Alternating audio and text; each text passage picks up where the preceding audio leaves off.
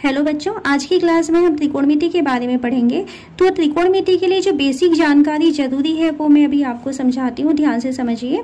सबसे पहले हमको जानना है समकोण त्रिभुज। समकोण त्रिभुज आप सभी को मालूम है, ऐसा त्रिभुज जिसका एक कोण 90 अंश का होता है उसे हम कहते हैं समकोण त्रिभुज।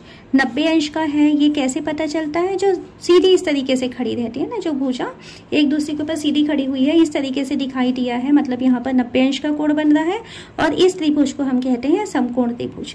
समकोण त्रिभुज के भुजाओं के विशेष नाम होते हैं लंब, कर्ण और आधार। ठीक है, 3 भुजाएं आप सभी जानते हैं, लंब, कर्ण और आधार। अब ये भुजाएं कहाँ कहाँ स्थित होती हैं? जो 90 अंश का कोण होता है उस 90 अंश के जस्ट सामने जो आपको भुजा दिखाई देगी उस भुजा का नाम होता है कर्ण। तो हमें कर्ण पता चल गया। अब 2 भुजाएं हमें पता करनी है, लंब और आधार। तो लंब और आधार, जब हम त्रिकोणमिति के बारे में बात कर रहे हैं तो त्रिकोणमिति किसी समकोण त्रिभुज के विशेष कोण के लिए 2 भुजाओं के अनुपात को प्रदर्शित करता है। यदि हम कोण C को लेंगे, ठीक है, यहाँ पर थोड़ा ध्यान देके समझिए आप इस चीज को। यदि हम कोण C के बारे में बात करेंगे तो ये BC इस कोण C के लिए आधार बन जाएगा। तो ये आधार हुआ और इस पर जो सीधा खड़ा हुआ है, जो भुजा सीधा खड़ा हुआ है वो उसका लंब कहलाएगा। फिर से मैं एक डायग्राम बना रही हूँ, एक समकोण त्रिभुज फिर से बनाते हैं ABC। यदि हम कोण A के बारे में बात करेंगे तो इस कोण A के लिए AB जो है वो आधार बनेगा क्योंकि ये इस पर खड़ा हुआ है और इस पर सीधा कौन है? तो ये है BC। तो ये BC जो है कोण A के लिए लंब का काम करेगा और AC जो है वो हमेशा कर्ण रहेगा। तो अब जो है आप समझ सकते हैं कि 90 अंश के सामने की भुजा हमेशा कर्ण कहलाती है, जो सबसे बड़ी भुजा है वो हमेशा कर्ण कहलाएगी। लेकिन लंब और आधार अपने मान को बदल सकते हैं। किस पर डिपेंड करता है कि हम किस कोण के लिए बात कर रहे हैं। यहाँ यदि हम कोण C के लिए बात किए थे, देखिए कोण C के लिए यदि बात किया जाएगा तो लंब बनेगा AB, कर्ण तो AC ही है और आधार है BC। लेकिन यदि हम यहाँ पर कोण A के लिए यदि बात करेंगे तो आधार कौन कहलाएगा? तो आधार हो जाएगा AB, AB आधार बन जाएगा। लंब जो है वो बन जाएगा BC और कर्ण कभी चेंज नहीं होता, हमेशा 90 अंश के सामने की भुजा को कर्ण कहते हैं। तो पहली चीज जो आपको हमेशा याद रखना है, लंब, कर्ण और आधार। ठीक है, तो ये आपको ध्यान रखना है। दूसरी चीज आपको जो ध्यान रखनी है वो है पाइथागोरस प्रमेय। आपने पढ़ा हुआ है इसके पहले क्लास में पाइथागोरस प्रमेय। पाइथागोरस प्रमेय क्या होता है? पाइथागोरस प्रमेय कहता है कि किसी भी समकोण त्रिभुज में, अगर आपके पास कोई समकोण त्रिभुज दिया हुआ है, किसी भी समकोण त्रिभुज में जो सबसे बड़ी भुजा, जिसको क्या कहा जाता है? कर्ण, सबसे बड़ी भुजा का वर्ग बाकी की दोनों भुजाओं के वर्गों के योग के बराबर होता है। यानी जो कर्ण का वर्ग है वो लंब का वर्ग धन आधार के वर्ग के बराबर होता है। तो ये होता है बेटा पाइथागोरस प्रमेय। ये भी आप नोट करके रख लीजिए अपनी कॉपी में, ये हमको अभी बहुत जरूरी काम पड़ते जाएगा तो हमको इसका यूज करना है। ओके, 2 चीजें हो गई। अब हम तीसरी चीज आते हैं, जो त्रिकोणमिति है वो है क्या चीज? त्रिकोणमिति किसी भी समकोण त्रिभुज की, ठीक है, ध्यान से समझिए, त्रिकोणमिति होता क्या है? किसी भी समकोण त्रिभुज के भुजाओं के अनुपात किसी कोण के लिए नियत होते हैं, निश्चित मान होते हैं। यदि मान लीजिए मैं यहाँ पर कोण को फिक्स कर देती हूँ, सपोज मान लीजिए मैंने 30 अंश कर दिया, तो इस 30 अंश के लिए आधार, लंब और कर्ण के जो अनुपात होंगे वो हमेशा बराबर होंगे। इनके अनुपातों को विशेष नाम दिया गया है जिसको आपको याद रखना है। तो कुल 6 सूत्र होते हैं, sine theta, cos theta, tan theta. Sine theta यानी लंब और कर्ण का अनुपात, तो लंब बटे कर्ण को कहा जाता है साइन थीटा। कॉस थीटा यानी होता है आधार बटा कर्ण, ये कॉस थीटा होता है। और टेन थीटा यानी होता है लंब बटा आधार। तो यहाँ देख रहे हैं अनुपात है, तो किसी कोण के लिए, निश्चित कोण के लिए इनके अनुपात हमेशा निश्चित होते हैं। साइन, कॉस, टेन, इसको याद रखेंगे, लंब बटा कर्ण, आधार बटा कर्ण, लंब बटे आधार। फिर आप याद रख लीजिए कि साइन का जो उल्टा होता है यानी 1/साइन कर दिया जाए, है ना, साइन का उल्टा यानी 1/साइन, उसका नाम होता है cosec theta, COSEC, cosec theta. Sine theta का मान क्या था, लंब बटे कर्ण, तो कॉसेक थीटा का मान क्या होगा, उल्टा कर दीजिए इसको, कर्ण बटा लंब। कॉस थीटा का जो ऑपोजिट होता है यानी इसका जो उल्टा होता है यानी 1/कॉस थीटा, उल्टा कर दिया जाए तो इसका एक विशेष नाम है, इसको कहा जाता है sec, SEC, sec theta. Sec theta का फॉर्मूला क्या होगा, कॉस का फॉर्मूला आधार बटे कर्ण था तो सेक का फॉर्मूला हो जाएगा कर्ण बटे आधार। अब आता है तीसरा टेन थीटा। टेन थीटा का जो ऑपोजिट होता है यानी 1/टेन थीटा जिसको कहेंगे, इसका नाम होता है कॉट, COT, कॉट थीटा। तो टेन थीटा का फॉर्मूला लंब बटे आधार, तो कॉट थीटा का फॉर्मूला क्या होगा, आधार बटा लंब।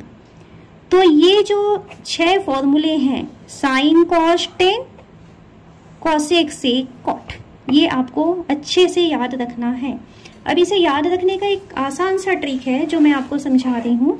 आप याद रखिए LAL, क्या पढ़ेंगे इसको अगर इंग्लिश में पढ़ा जाए, लाल, ठीक है।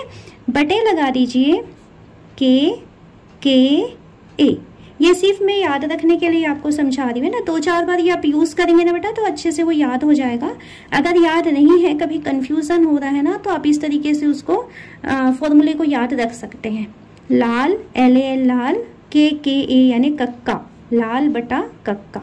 कैसे याद रखेंगे, ये पहला ग्रुप हुआ, ये दूसरा ग्रुप हुआ, ये तीसरा ग्रुप हुआ, ओके।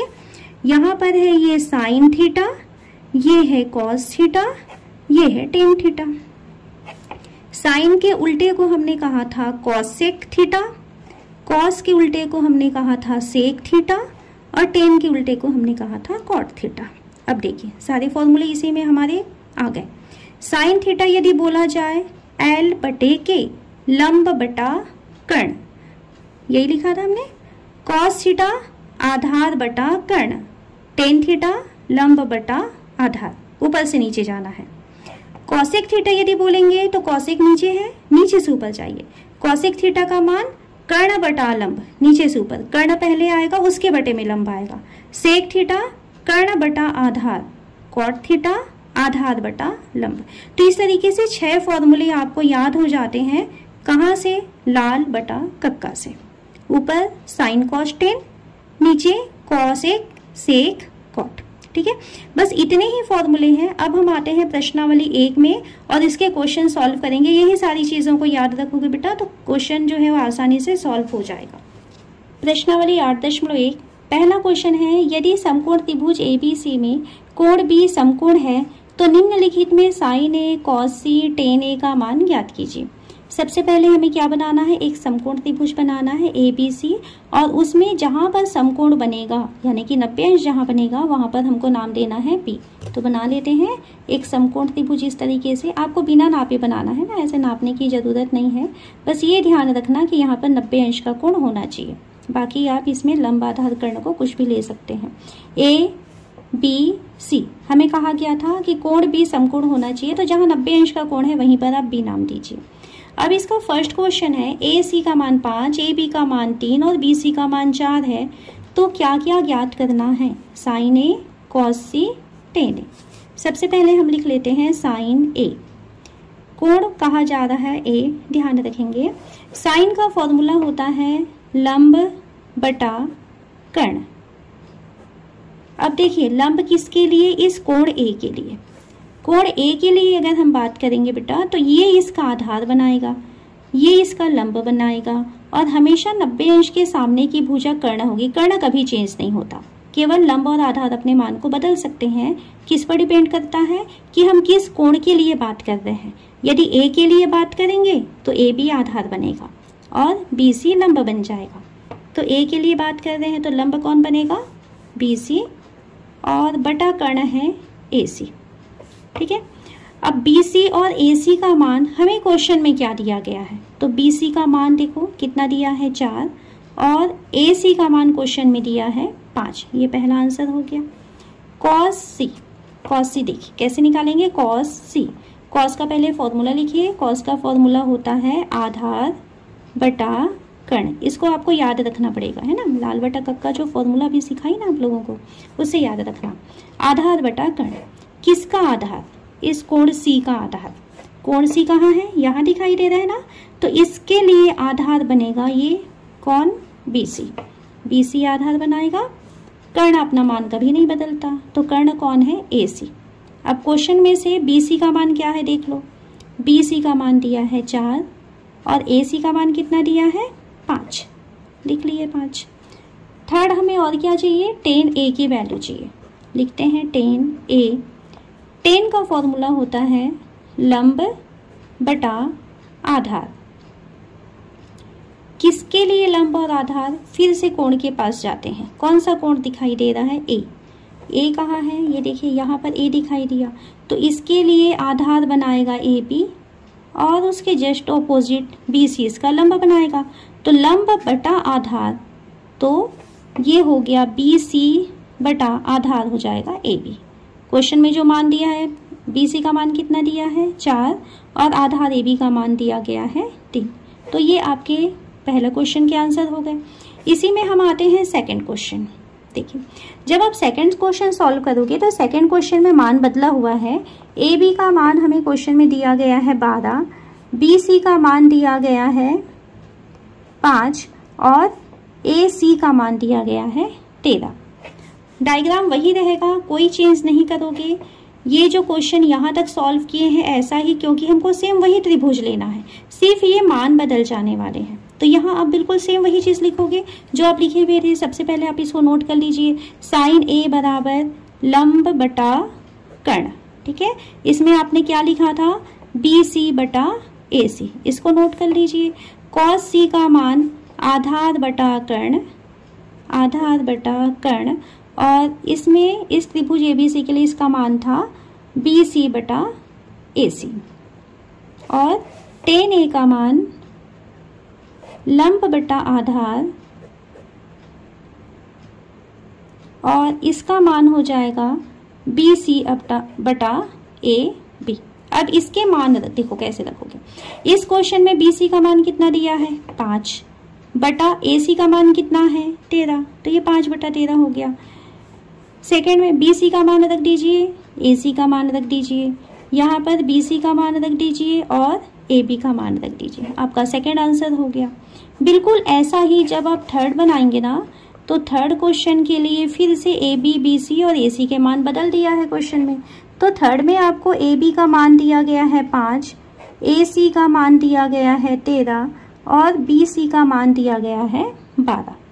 सारा कुछ आप सेम वैसा ही लिखेंगे, लेकिन जब आप ये मान भरोगे तो उस मान में ये वाले मान भर देना। एक क्वेश्चन फिर सॉल्व कर लेते हैं। चलिए कैसे नोट करना है आपको। साइन ए बराबर, देखिए यही चीजें मैं पूरा उतार रही हूँ, है ना। साइन ए बराबर लंब बटा कर्ण, मान रखिए बी सी बटे ए सी, ठीक है। ये पहले नोट कर लेते हैं। कॉस सी का मान आधार बटा कर्ण, आधार बटा कर्ण, क्या लिखे थे? बी सी बटा ए सी। और tan a का मान लंब बटा आधार, ये लिखा हुआ है बी सी बटा ए बी। अब इनके मान रखिए जो हमको इस क्वेश्चन के लिए दिया है। बी सी का मान 12, ए सी का मान 13, ये दिया हुआ है ना यहाँ पे 12, 13 और 5। बी सी का मान 12, ए सी का मान 13 और यहाँ बी सी का मान 12 और ए बी का मान दिया गया है 5। तो इस तरीके से आपका तीसरा क्वेश्चन सॉल्व हो जाता है।